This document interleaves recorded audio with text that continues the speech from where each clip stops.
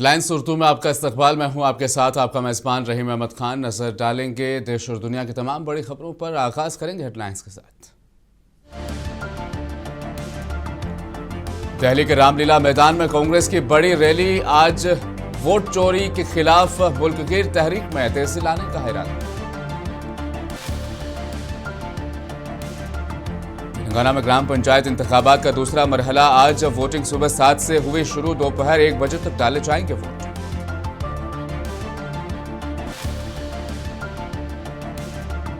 हैदराबाद में football legend Massey के शानदार तरीके से की मेजबानी। कोलकाता के अफसोसनाक वाकयात के बाद हैदराबाद में मैसी की आमद यादगार बनाई गई।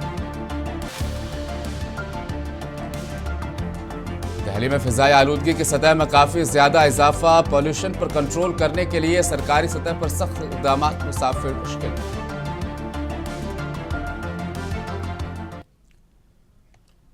तो आगाज करेंगे आज की सबसे बड़ी खबर के साथ। कांग्रेस पार्टी आज दिल्ली के रामलीला मैदान में एक बड़े जलसे का इनेकाद कर रही है, जिसमें मुबैना वोट चोरी और SIR मामले को लेकर बीजेपी हुकूमत के खिलाफ मुहिम तेज की जाएगी।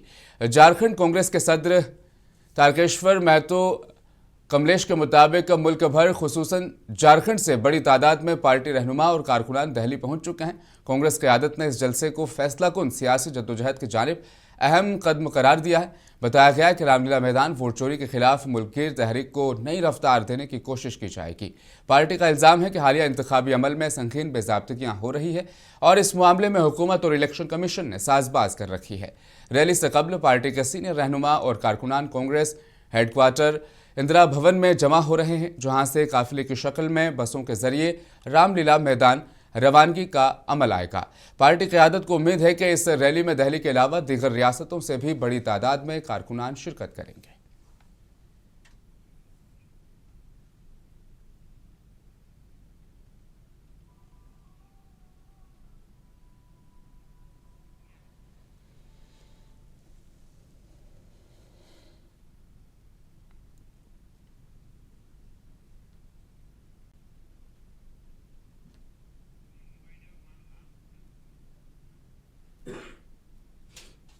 मोदी जी की भाजपा अधिनियमता का किए जा रही, लोकतंत्र का हनन किए जा रही। गांव गलियारों में रोड सड़क प्रदूषण फैला है।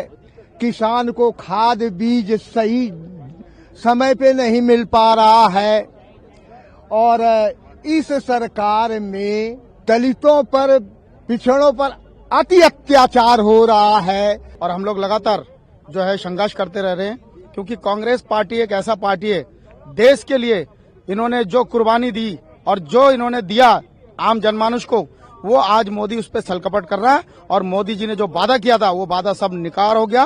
वादा एक भी वादा पूरा नहीं हुआ, ना किसान का, ना मजदूर का, ना बेरोजगारी का, ना युवा पीढ़ी का। युवा पीढ़ी को कहते हैं कि पकौड़ा तलो, ये उनकी सोच है, ये मोदी जी का सोच है। बड़े बड़े बीजेपी का लोग, विधायक, मंत्री, संतरी ये दावा करता है कि बैलेट पेपर में जब कांग्रेस आगे जाता है तो कहता है कि अरे ये तो बैलेट पेपर है, अभी तो हमारा ईवीएम खोलने दो, अभी तो हमारा ईवीएम खोलने दो। इसका कारण क्या है आप खुद समझ गए सर।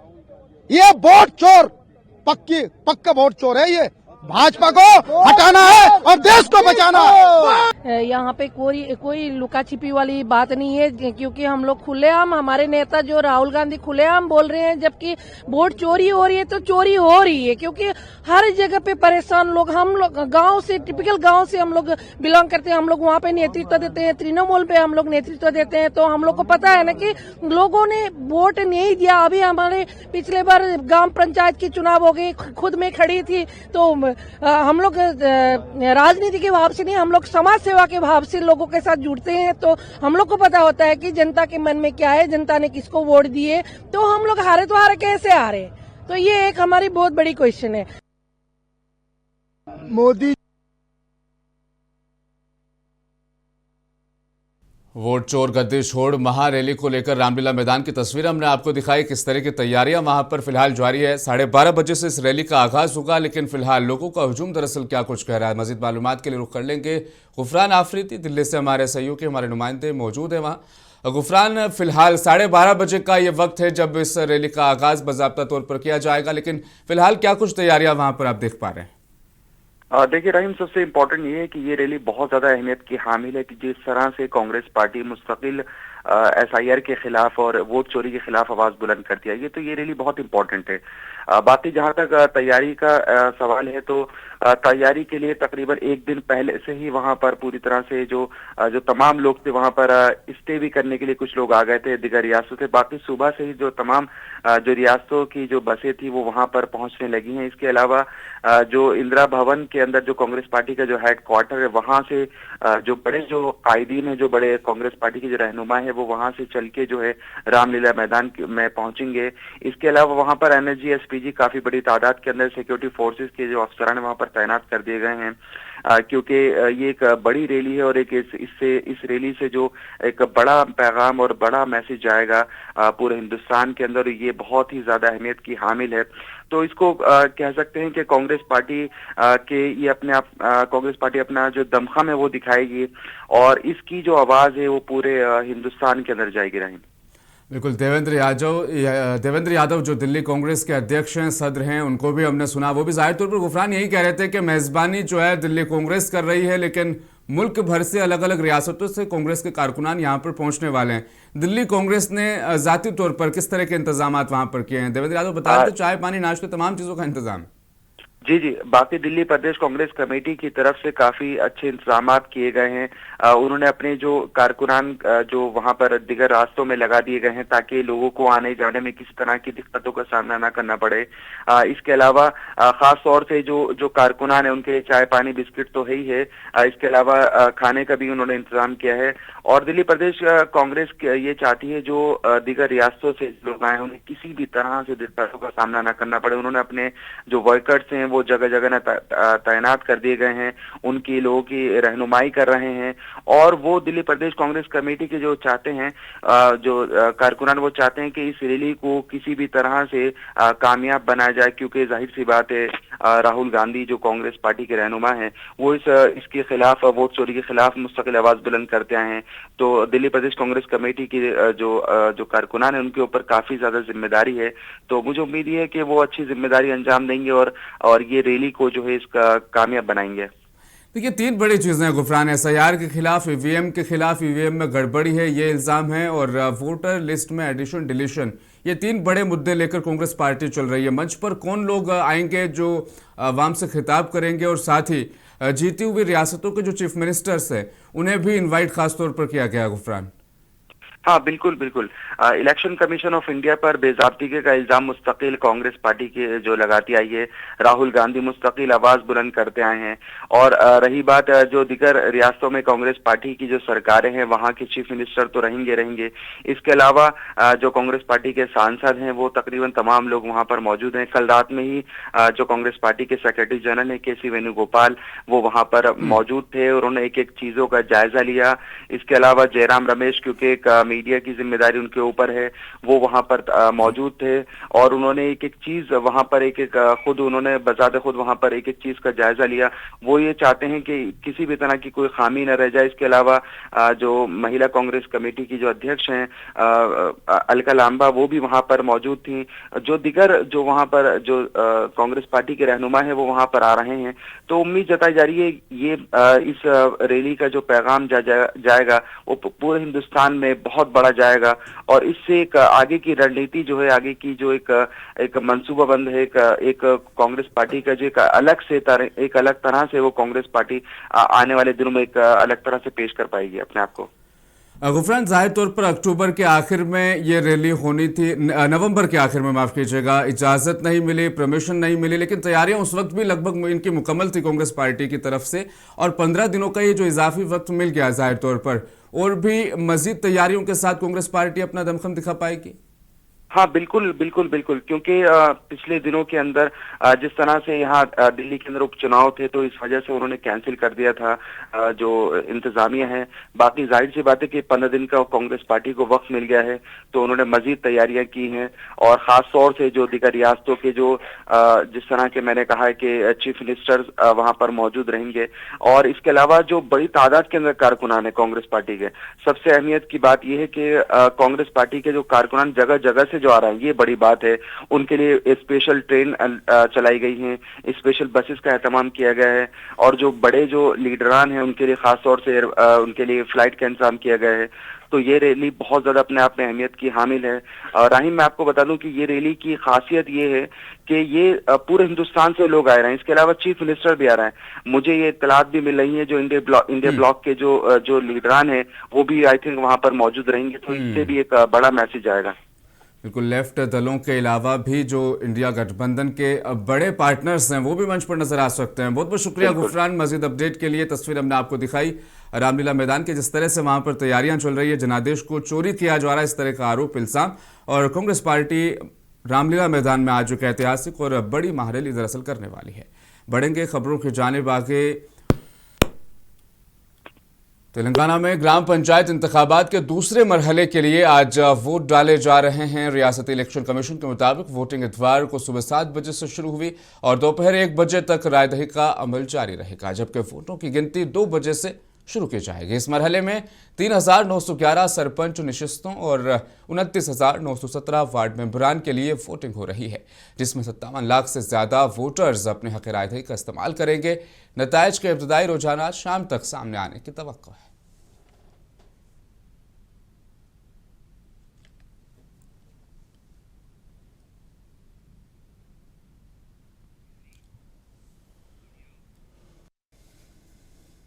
इतवार के रोज दिल्ली और उसके अतराफ के इलाकों में शदीद स्मॉग की गहरी चादर छा गई, जिसके बायस फिजाई मयार खतरनाक हद तक बिगड़ गए। सेंट्रल पॉल्यूशन कंट्रोल बोर्ड के मुताबिक सुबह 7 बजे एयर क्वालिटी इंडेक्स 491 रिकॉर्ड किया गया, जो कि जुमरे में आता है। शहर के तमाम 40 मॉनिटरिंग स्टेशंस पर आलूदगी की सतह में इजाफा देखा गया है। शुमाल मगरबी दिल्ली के रोहिणी में एयर क्वालिटी इंडेक्स 499 के साथ सबसे ज़्यादा रहा, जबकि जहांगीरपुरी और विवेक विहार में 495 रिकॉर्ड किया गया। इस तरह के घने स्मोक के बायस हद निगाह यानी विजिबिलिटी बड़ी तरह से मुतासिर हुई है और शहरियों खासतौर पर मुसाफिरों को शदीद मुश्किलात का सामना करना उन्हें पड़ रहा है। सूरत हाल के चलते कमीशन फायर क्वालिटी मैनेजमेंट ने ग्रेड रिस्पॉन्स एक्शन प्लान के तहत स्टेज 4 नाफिज कर दिया है, जो सर्दियों के दौरान आलूदगी पर काबू पाने के लिए सबसे सख्त इकदाम समझे जाते हैं।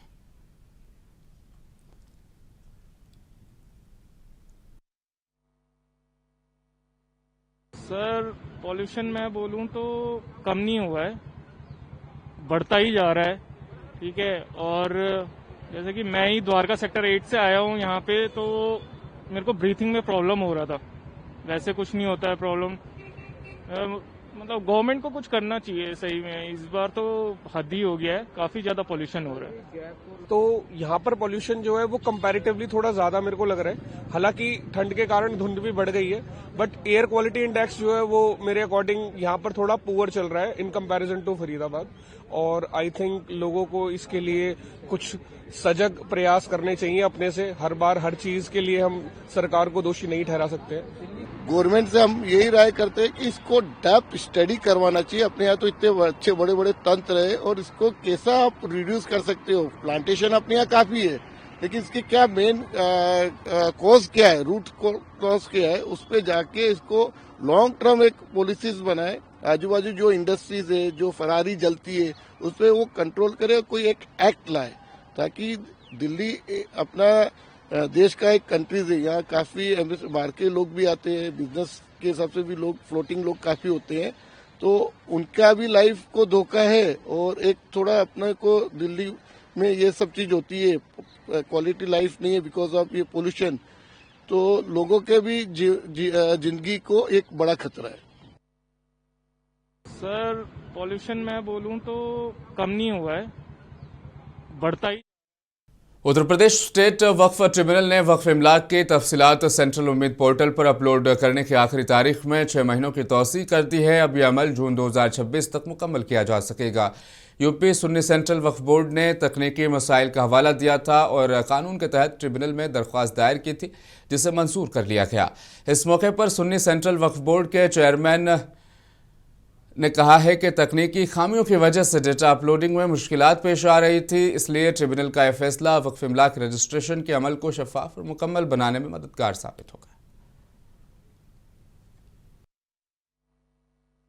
आज उम्मीद पोर्टल के लिए एक जो जजमेंट हुआ है वक्फ बोर्ड की कोशिश से, वक्फ ट्रिब्यूनल से जो 6 महीने का टाइम बढ़ाया गया है, उससे कौम को बहुत राहत मिलेगी और जो पोर्टल पर चढ़ने से वक्फ रह गए हैं वो चढ़ सकेंगे। जी, आज हमारी ऑनरेबल वक्फ ट्रिब्यूनल ने उस एप्लीकेशन को जो है वो अलाउ कर दिया है और हमें 6 महीने का और मौका दिया है, जो 6 दिसंबर से माना जाएगा, तो यानी 5 जून 2026 तक का एक्सटेंशन दिया है कि इस बीच में वो सब अपलोड कर दिया जाए। ये कि 50% से ऊपर बची हुई थी, क्योंकि हमारा जो डेटा है उसमें हिसाब से 76,000 के आसपास अपलोड हुई हैं, जबकि प्रॉपर्टीज जो हैं वक्फ के नंबर्स तो कम हैं, 1,25,000 के आसपास, लेकिन ऐसा होता है कि एक वक्त में एक से ज्यादा प्रॉपर्टी होती, तो नंबर ऑफ प्रॉपर्टीज 2 लाख के आसपास थी।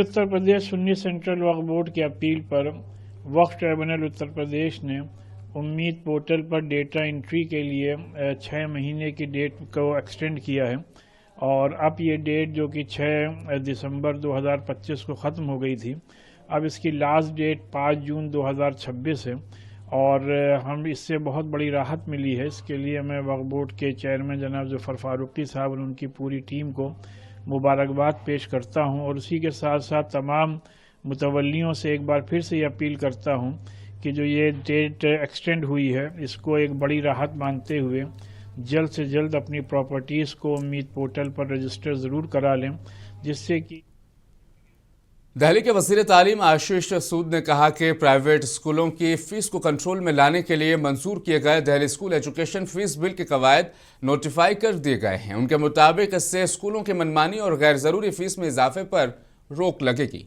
आशीष सूद ने दिल्ली के तालीमी निज़ाम में एक बड़ी और इनकलाबी तब्दीली करार देते हुए दिल्ली की अवाम को मुबारकबाद दी। जो दिल्ली की स्कूली शिक्षा में फीस बिल हमने पास करके कानून बनाया था, उस कानून में के कल हमने नियमों को, रूल्स को नोटिफाई किया है। ये रूल्स नोटिफाई होने के बाद अनधिकृत रूप से फीस बढ़ाने का, बिना आवश्यकता के फीस बढ़ाने के जो चलन था उस पर रोक लगेगी। जो सरकारें 27 वर्ष में नहीं कर पाई थी, 10 माह से भी कम के छोटे समय में हमने कानून लाए, डेलिब्रेशन किया, पास किया, उसके कानून को भी, रूल्स को भी नोटिफाई कर दिया। ये दिल्ली की स्कूली शिक्षा के वातावरण में एक बहुत बड़ा क्रांतिकारी बदलाव है और आज ये जो यूनिवर्सिटी के कॉन्वोकेशन के मौके पर मैं दिल्ली की जनता को बधाई देना चाहता हूं। दिल्ली के सीएम रेखा गुप्ता ने एलजी विनय कुमार सक्सेना के हमराह Netaji Subhas university of technology की तीसरी कन्वेंशन तकरीब में शिरकत की। तकरीब दिल्ली के यशोभूमि में मुनक्किद हुई, जहां बड़ी तादाद में तुलबा, असातिज़ा, वालिदैन और मुअज़्ज़िज़ मेहमान मौजूद थे। इस मौके पर एलजी विनय सक्सेना ने कन्वेंशन से खिताब करते हुए कामयाब तुलबा को मुबारकबाद दी और कहा कि तालीम किसी भी कौम की तरक्की की बुनियाद होती है। उन्होंने तलबा पर जोर दिया कि वो अपनी तकनीकी महारत और इल्म को मुल्क की तरक्की, इख्तरा और खुद कफालत के लिए इस्तेमाल करें। दिल्ली सरकार ने हमारे शिक्षा मंत्री आशीष सूद जी आज के इस कार्यक्रम में चीफ गेस्ट के नाते उपस्थित संजय गुप्ता जी, जो गूगल एशिया पैसिफिक के प्रेसिडेंट हैं, हम सबके बहुत ही प्रिय इस यूनिवर्सिटी के वाइस चांसलर आनंद श्रीवास्तव जी और रजिस्ट्रार आशीष अग्रवाल जी, एजुकेशन सेक्रेटरी पांडुरंग पोले जी और आप सभी उपस्थित आदरणीय अतिथिगण, प्राध्यापकगण और मेरे बहुत ही प्यारे युवा बच्चे जिन्होंने अपना आज ग्रेजुएशन, पोस्ट ग्रेजुएशन और अलग अलग अपनी डिग्रीज को कंप्लीट किया है। दिल की गहराई से आप सभी को ढेर सारी बधाई और बहुत आगे जीवन में आगे बढ़ने के लिए खूब खूब शुभकामनाएं। मैं आज यहाँ पर मुझसे पहले संजय गुप्ता जी को, आशीष सूद जी को सुन रही थी और वाइस चांसलर महोदय ने जो पूरा रिपोर्ट कार्ड पेश किया, किस तरीके से लगातार ये यूनिवर्सिटी एक्सीलेंस की तरफ बढ़ रही है, शानदार काम कर रही है, ना केवल शिक्षा के क्षेत्र में बल्कि अपने स्टूडेंट्स को पूरी तरीके से इस आने वाले चैलेंजेस से समाज में देश के लिए काम करने के लिए तैयार करने की दिशा में आपने सेंटर ऑफ एक्सीलेंस। फुटबॉल के अजीम खिलाड़ी लियोनेल मेसी का हैदराबाद दौरा बेहतरीन तरीके से खत्म हुआ। कोलकाता में बदनस्मी के बरख शहर हैदराबाद में शानदार इंतजाम किए गए थे। पेश एक रिपोर्ट।